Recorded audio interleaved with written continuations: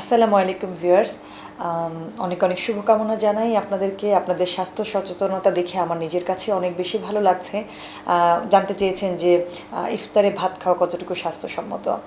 Actually ইফতার যে সময়টা, যেহেতু আমরা সারাদিন রোজা রেখেছি, 10 থেকে 12 ঘন্টা আমরা উপবাস থাকি।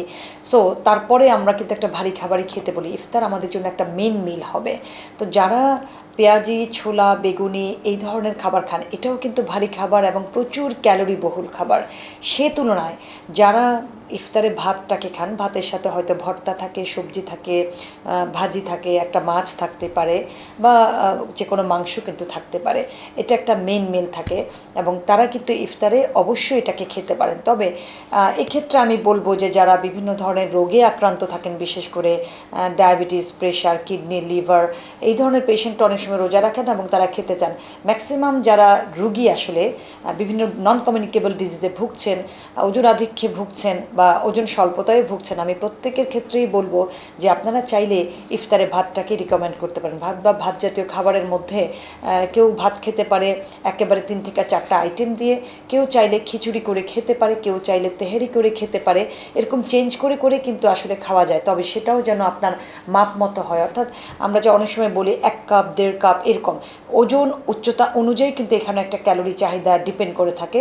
ইফতার যেহেতু আমরা সারাদিন রোজা রাখার পরে খাবো, সে খাবারটা মাইল্ড ইজিলি ডাইজেস্টিভ হতে হবে। যেমন যদি সবজি বা মাছ বা মাংসটাকে অনেক বেশি ওভারকুকড করা হয় বা অনেক মশলাদার করা হয়, সেটাও কিন্তু আপনার স্বাস্থ্যের জন্য ক্ষতিকর এবং তখন আপনার গ্যাসের প্রবণতা বাড়তেই পারে।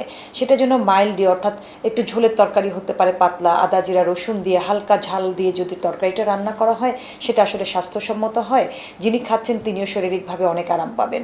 সো ইফতার আমি সবসময় বলে থাকি ইফতারটাকে মেইন মিল করার জন্য, এবং এখানে আপনি চাইলে আপনার পছন্দের খাবারকে যুক্ত করতে পারেন। যারা ভাত দিয়ে ইফতার খেতে পছন্দ তারা অবশ্যই ভাতটাকে রাখতে পারেন, এবং সেটাকেও কিন্তু লিমিট করে খেতে হবে। প্রত্যেকটা খাবারকে মেপে খাওয়াটাই আসলে জরুরি।